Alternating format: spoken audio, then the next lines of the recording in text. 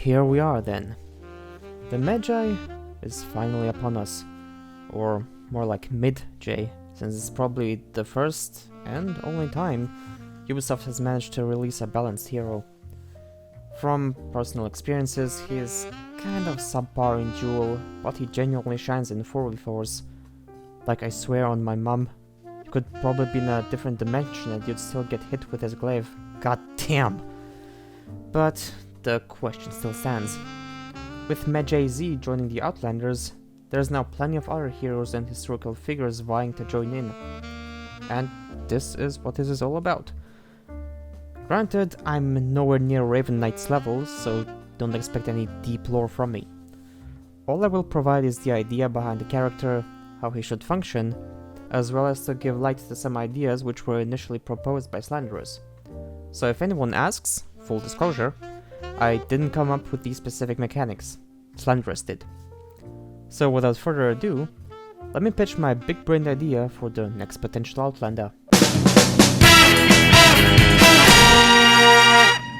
Ladies, gents, and everyone in between, allow me to introduce you to the Haramia, or if you are from the Balkan like me, the Harambasha.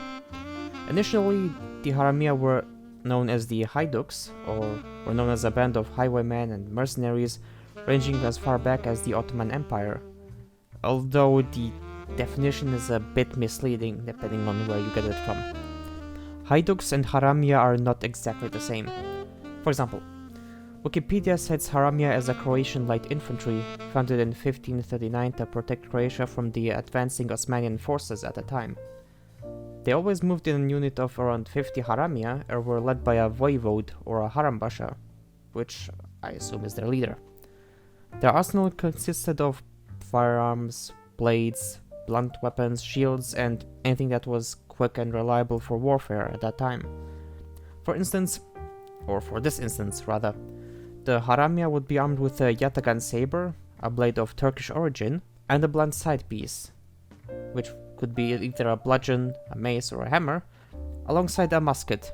And before we start chucking Clorox at the idea of this being a Pirate 2.0, don't worry. This one will come up only in choice feats, so no need to worry about that.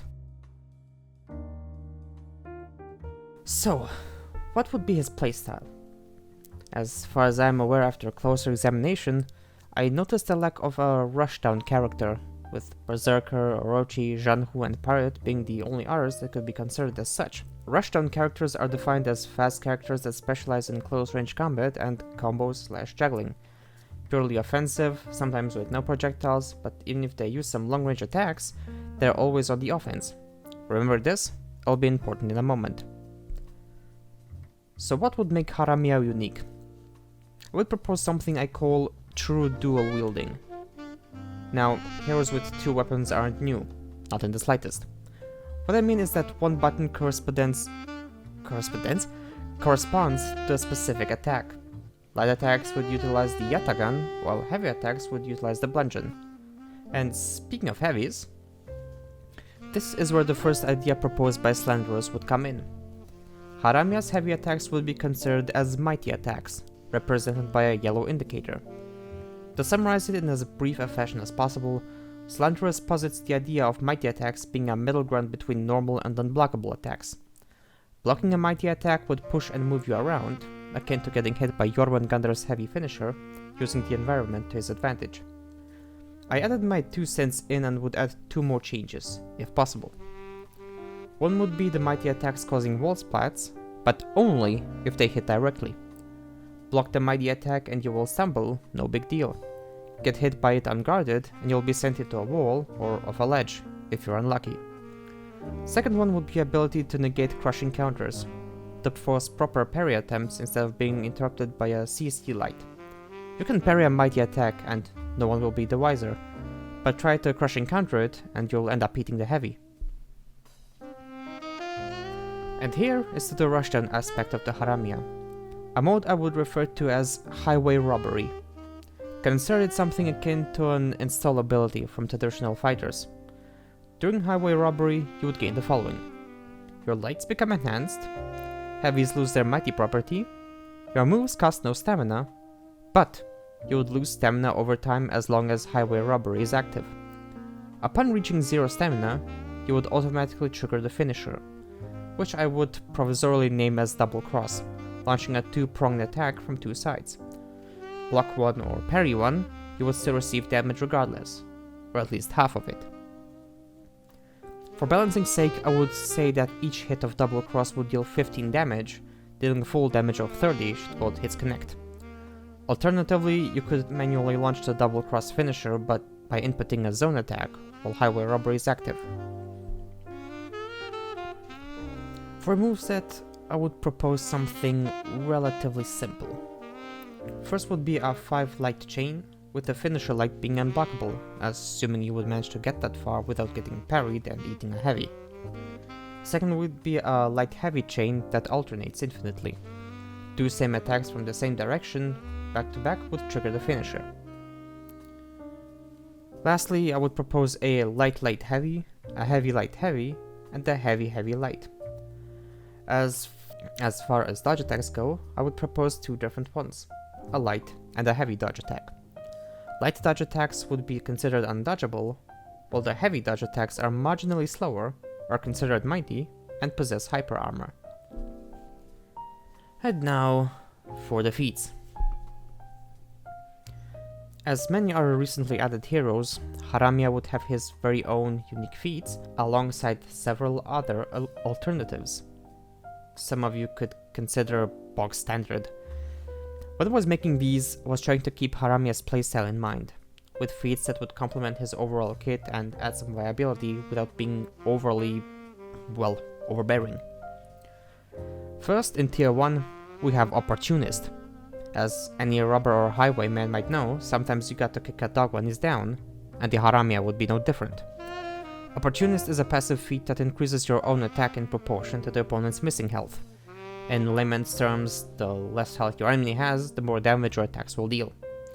Alternatives to these would be Bounty Hunter as well as Deadly, just for variety's sake. Plus, Bounty Hunter would be able to sustain him much longer on a hero kill. We all know how this goes by now. In tier 2 we have Faulty Armament, a passive perk that aims to alter mighty attacks and add ganking potential and force. Your mighty/heavy attacks deal 20% less damage, but a hit will send you flying, even when blocked. And when we once, I'd posit a follow-up in the form of a dodge forward light, as to not create an overly oppressive situation where you're getting spiked all over the place like it was a goddamn volleyball match. Alternatives to these would be Flesh Wound and March of the Centurion. See what I did there? It could be March of the Centurion, as we all know, or maybe not, because this is way underused, gives you for a short amount of time and less stamina, and that could have a synergy with highway robbery, making it possible to sustain the mode longer. Tier 3 is Point Blank, an evasive feat that utilizes the musket and the grape blast from point blank range. That's what point blank usually means. The catch with this thing is a damage drop-off based on distance. At closest distance possible, a hit from this would deal about 50 damage, with a drop-off the further you are away. This is to have an attack that you can actually see coming, because we all know the feeling of being sniped off-screen without ever seeing it. Alternatives to these would be Second Wind and Slip Through, giving some more sustainability, as well as a marginal buff for dodge attacks. Last but not least, in tier 4 we have Hound's Harry, a simple passive, but quite unbreakable. While it has a similar functionality to Shinobi's Yamauba, Hound's Harry will restore HP with attacks during highway robbery. Now, the healed amount would be up for debate, but I propose the following values.